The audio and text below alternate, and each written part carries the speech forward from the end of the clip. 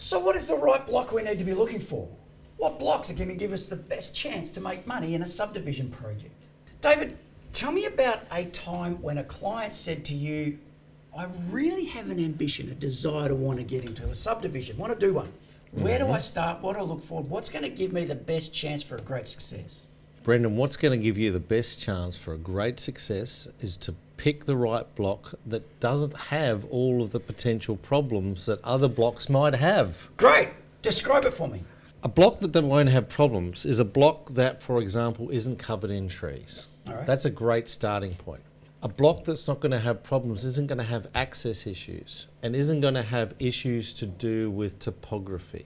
Unless you love digging holes in the ground, you don't want a site that is not relatively flat. And also, you might want to make sure your neighbours are not a fair distance, but a reasonable distance from the boundaries. And their trees are also reasonable distances from the boundaries. Why am I saying this, Brendan? I'm saying it because the planning scheme, the planning rules look at these sorts of things. Francis, thoughts? Well, absolutely. I think looking for the right block to buy is really all about the end product. And the end product is not necessarily just a vacant lot that you have created, but what is going to be built on that vacant block. Now, it could be a steep site, but if that is the product you have in mind that suits that area, then maybe it's a project for you. But if it's not, most of the time it costs you a lot of money. The other thing to consider as well before buying a block is the restrictions it has on the title. So you have planning restrictions, but you also have existing title restrictions. Are there any easements that are on the site that potentially would be issues? Are there any covenants or restrictions on the title that maybe prevent subdivision? So all these are factors that you will look at before you find the right block. So what I'm hearing is, and you mentioned it earlier, which was brilliant, the idea of as much as you may want to do a land subdivision yourself, you can't do it in isolation of what will need to be built on it. Yes. And to ignore that, you do so at your own peril, which means if you attempt to create a subdivision just to sell the land and stuff can't be built on it, or you've got such a restriction on what gets built on it, it won't sell. And it won't sell for a price that's going to make money for you. So, Jimmy, any other additional thoughts that you've got around what people might want to look for in a block of land to know that they can do it comfortably and confidently? I think to me the most important thing is a financial consideration, whether you can make money.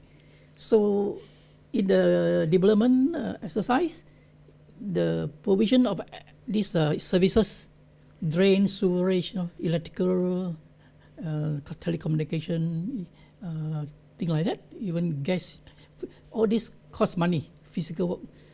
The worst scenario is when you get a block of land where the sewer is main could be 500 meters away. Oh, okay. So it costs you a lot of money to connect. It could be the situation such you can't connect to the sewer line. You have to provide a pumping station, a sewer pumping plant. It can cost you a few $100,000. Are you talking about pushing the proverbial uphill? Or sometimes septic tanks.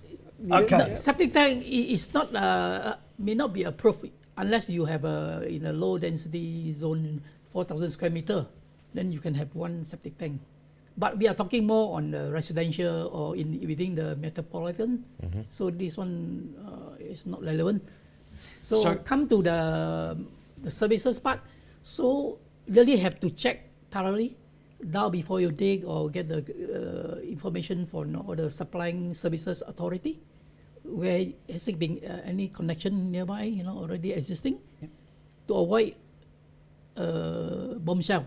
So you've all raised brilliant points. And just to sum it out, we've talked about get a flat block, know what you want to do with it, and make sure the services are available. If you buy that sort of thing and large enough in an environment that can be subdivided, you've got a good chance of making some good money. Well, make sure the services are accessible. I mean, it's critical to have the services. Make sure you don't buy something where it's sloping down and away from the road if the services are on the road. Again, the proverbial pumping station for sewer, we don't want to play that game if we can avoid it. So they're really great keys to get started. Tell me about pioneering. Tell me a little bit about the values. Should we go out there and blaze a trail, or should we go with what mainstream has generally done around us? Blazing a trail? Blazing a I trail. would not recommend that. There are consequences. What do they call it? The bleeding edge. The bleeding you edge. don't want to be on the bleeding edge. Blazing a trail, potentially you can start burning your money with that blaze, Brendan. You are not, particularly if you're a novice, pick something that's going to be less risky, that's going to be within the confines of your own and your team's ability to deliver. Get the right team around you, get the right people, the mentors like yourself, Brendan, to deliver the advice and step your way through it from a less complex to more complex over the years.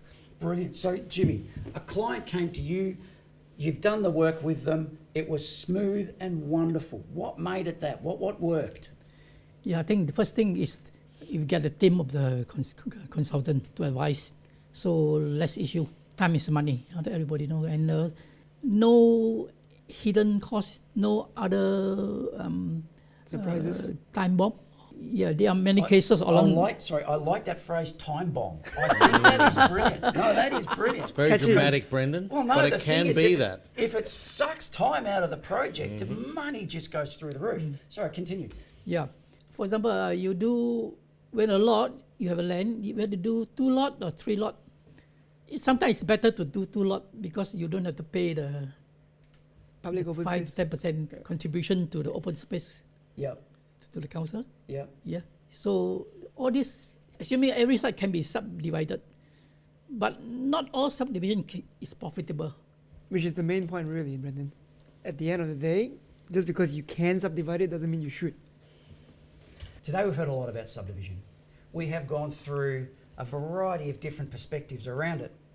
And there would have been phrases there that you may not be familiar with or are new to you. If that's the case, then there's the invitation to begin to research and understand more. We don't want to go and buy a block that we think is big enough without the knowledge and then turn that or attempt to turn that into 2 or 3 blocks and find out later there's a plethora of problems that's going to get in the way of that. We want to understand in advance of the purchase decision. Get the right team around you, the land surveyors, the town planners, get the numbers known so that you know that you're making a good buying decision with the greatest potential for the profit. We're not looking to do too much, we just want to move on and keep the process of subdivisions continuing as we evolve into more deals, larger deals, and more frequently undertaken to achieve the financial freedom that we want. Up next, we're going to get real with Jimmy Goh.